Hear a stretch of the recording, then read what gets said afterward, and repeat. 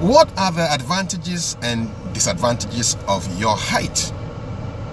Hi, welcome to episode 3 of Let's Get Talking with me, Kafui Day, #questions for cool conversations. This show gives you tips on how to initiate conversations and further the whole networking game. And today we are talking about height. So I remember yesterday I was emceeing an event at the Accra Psychiatric Hospital, and I took a picture with one young lady called Esinam, who was really self-conscious about her height. She kept saying, I'm so short.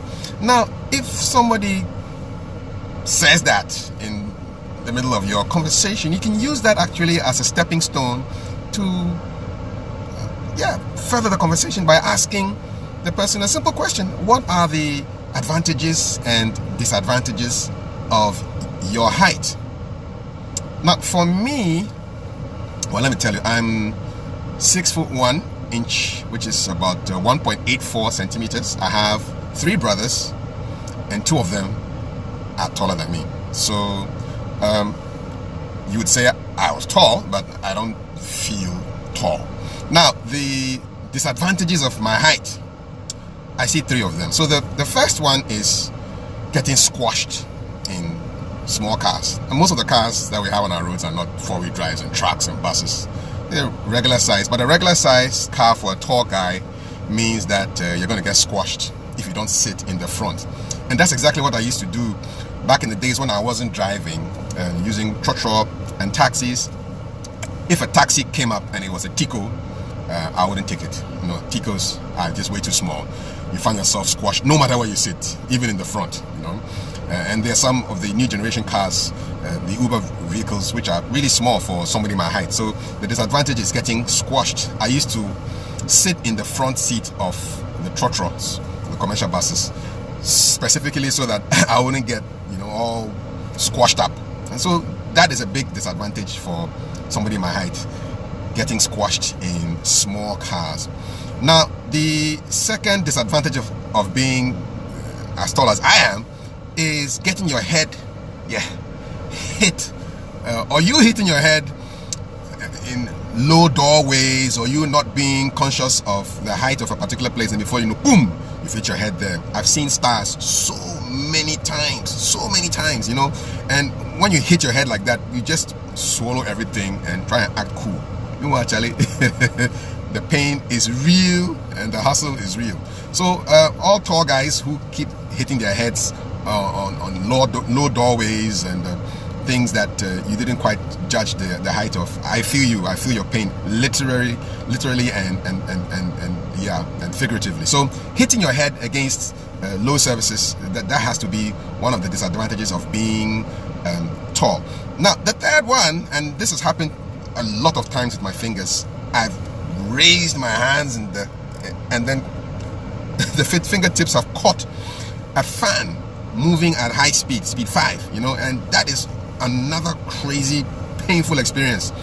And so the disadvantages of being tall, they're there. I mean, getting your head hit on a surface, getting squashed, and then your fingers getting caught in a fan.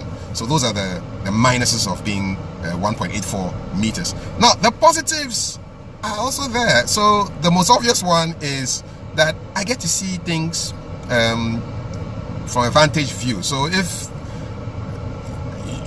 there's a performance going on, I don't need to sit in the front. I can just sit at the back and I can watch, or I can stand at the back and I can watch and I can enjoy it, because like a telephone pole high up in the sky, and you can see things for yourself much clearer than those who are shorter. So that's one great advantage of being tall. Another one stems from my career as a TV presenter. So for some strange reason, a lot of people, I think 90% of the people who I meet say, you are much taller than I see you on television. You look short on television. I don't know what happens with TV, but TV kinds of makes me small. So when they see me in real life, they say, oh, you're taller than I thought. And then we can have a little conversation about how the TV is a liar, that kind of thing. So I enjoy that, and that gives you a chance to speak with people and connect with them on that level, just from that illusion. The best thing about being tall is being a hero in the supermarket. Yes, I love it when I go to the supermarket and then busily minding my own business, doing my shopping, then somebody comes and says, excuse me, can you please bring down that item for me? And I say, yeah, no problem at all, ma'am. And I just go pick it up and give it to her. It seems to be ladies who make these requests all the time, and I enjoy the attention. So you feel useful and important, and like I hear you've saved somebody's day, you've got them their can of beans or their tomato ketchup or whatever they wanted to buy. So those are the advantages of being my height. And so the next time you meet somebody who you want to have a conversation with, and you can actually ask them the question. I mean, if they bring up their height issues, I feel short, or I'm too tall, you can just ask them, what are the advantages and disadvantages of being your height? And they'll tell you interesting stories.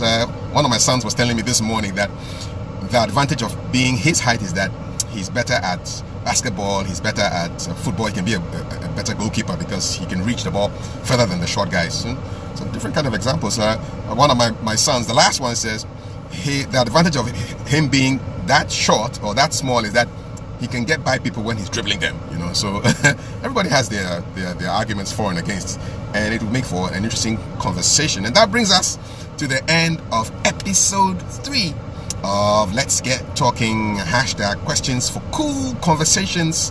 What are the advantages and disadvantages that you see of being your height? Drop me a comment in the comment box below.